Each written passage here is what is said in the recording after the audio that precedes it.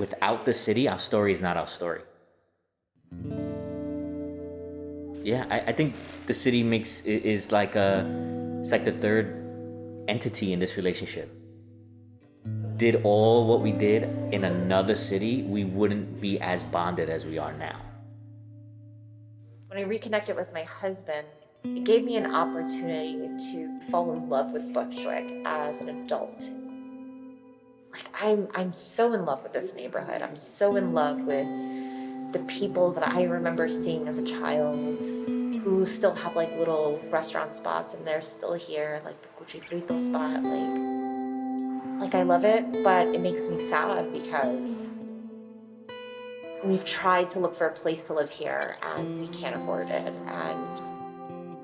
I have 2 master's degrees, and we save, and he works, and I have multiple gigs, and these homes are like $1 million, or I don't know.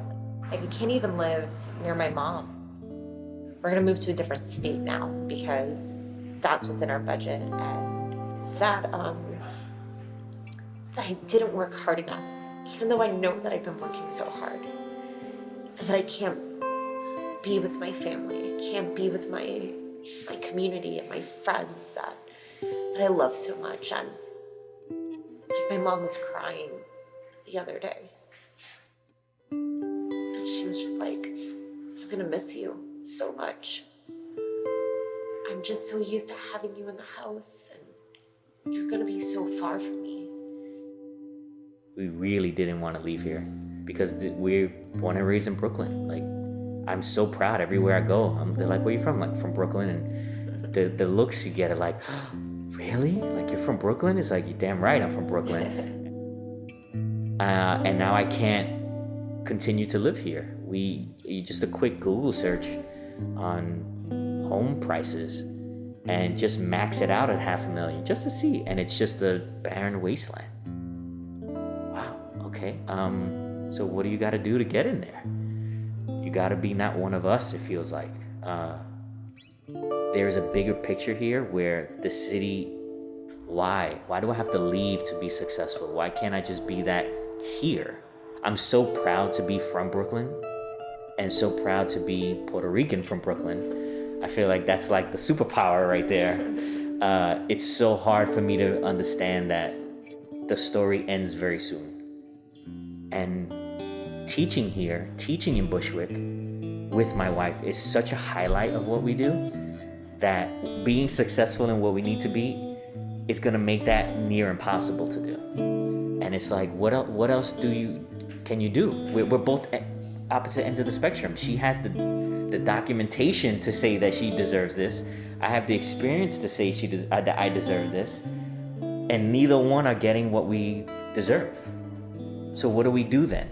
And then we come together, which means we're stronger when we're together, right? Because individual, it's a lot weaker when it comes to finances and things like that. So we combine it, and we still can't get there. How do you get to that point? And if we have to move away to learn that, then Brooklyn suffers. Because the hole we leave in Brooklyn gets filled with people who don't understand here, who are not from here, who come in here, plant their flag, and then say this is what Brooklyn is, when this is not what Brooklyn is. And then it sucks because then when people come after that, they don't know our Brooklyn, they know the new Brooklyn. And every time that changes, it gets further and further away of what it really was. And then what do we do then? How do we come back to that? Well, giving up is not an option. It has never been an option. And just walking down Bushwick, when you see those little stores, and you're like, how do they afford the rent here? Because a lot of the other stores have closed down. How did this place afford the rent? And all I keep thinking now is that resiliency. And